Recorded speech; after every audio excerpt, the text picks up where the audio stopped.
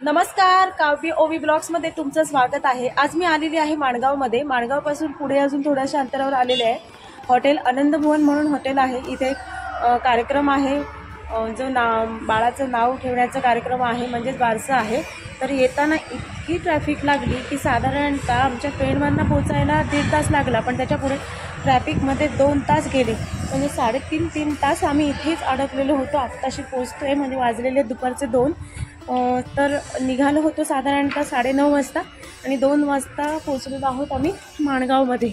म्हणजे इतकी ट्रॅफिक आहे इथे। आणि हा पहा जो हॉटेल आहे ते तुम्हाला मी इथनं दाखवत आहे। खूप सुंदर दिसतोय। आतमध्ये तर अजून गेलो नाही आहे, तुम्हाला नक्की हा आतमध्ये जाऊन तुम्हाला दाखवणार आहे की कशा प्रकारे कार्यक्रम झाला। आम्ही येतपर्यंत साधारणतः कार्यक्रम संपलेला आहे, जेवणाचा टाईम झालेला आहे, कारण पोहोचलोच नाही इतक्या ट्रॅफिकमध्ये अडकून सुद्धा। कारण बारसं होतं, बारसं आम्हाला तसं मिळालं नाही आहे। पण जे काय असेल कार्यक्रम ते तुम्हाला ह्या ब्लॉगमध्ये पाहायला मिळेल। तर हा ब्लॉग शेवटपर्यंत नक्की पहा। हा आहे हॉटेल आनंदभवन।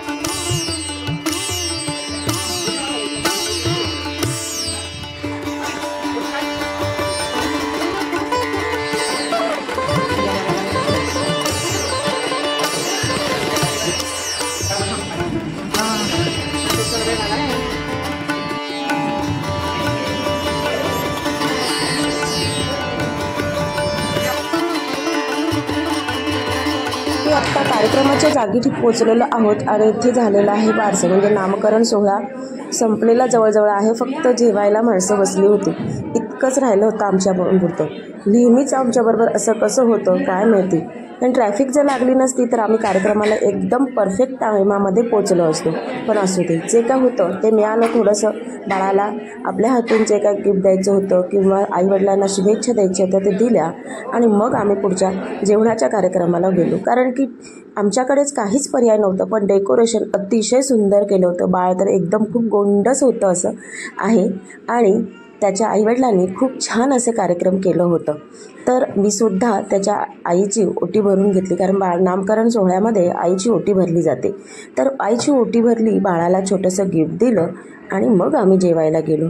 तर ही आहेत त्याचे आईवडील, म्हणजे आणि नाव खूप सुंदर ठेवलेलं आहे बाळाचं, वल्लभ, खूपच सुंदर।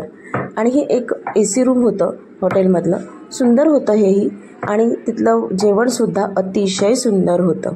तर अशा पद्धतीने आम्ही बारशाला ट्रॅफिकमध्ये अडकून की नाही माणगावला पोचून कार्यक्रम साजरा केलेला आहे। पण अतिशय आम्ही कंटाळलो होतो, कारण की ट्रॅफिकमध्ये 3.5-4 तास गेल्यामुळे उन्हाने आम्हाला सतवलं तर होतं, गरमीने।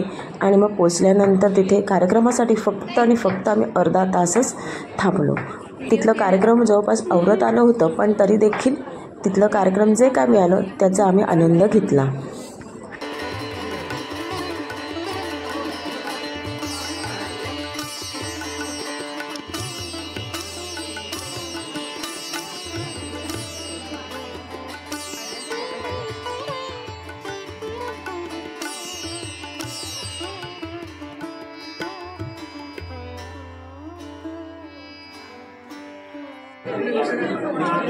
निघता तुम्ही?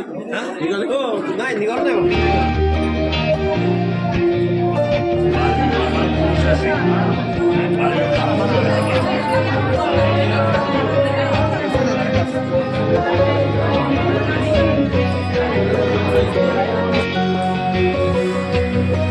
जाऊन लागते एसीच्या बाहेर पडल्यावरती।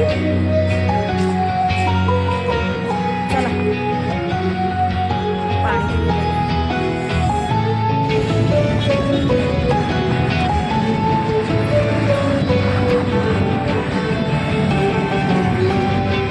खूप ऊन आहे आणि पहा इथे रस्त्यावरतीच आहोत।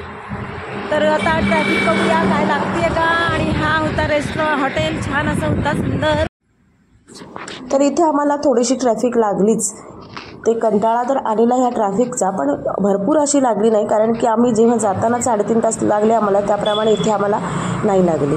आणि इथे फळं वगैरे खूप दिसली आम्हाला माणगावमध्ये, तर ती घेण्याचा मोहसुद्धा मला आवरला नाही, ते घेण्यासाठी सुद्धा निघाले। पण पहा ट्रॅफिक तुम्हाला इथे दिसतच आहे।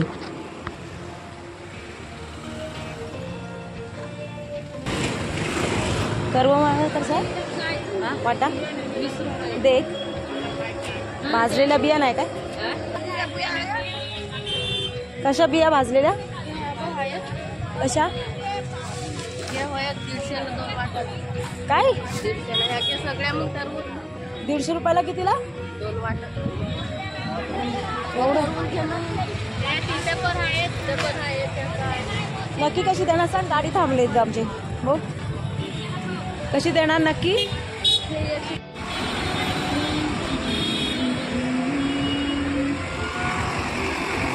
आता आम्ही वडखळमध्ये वडखळ नाही सॉरी वाशीला पोहोचलेलो आहोत तर आमची इथं बघा किती कांद्यांच्या माळी दिसत आहेत खाडीची होती खाडीची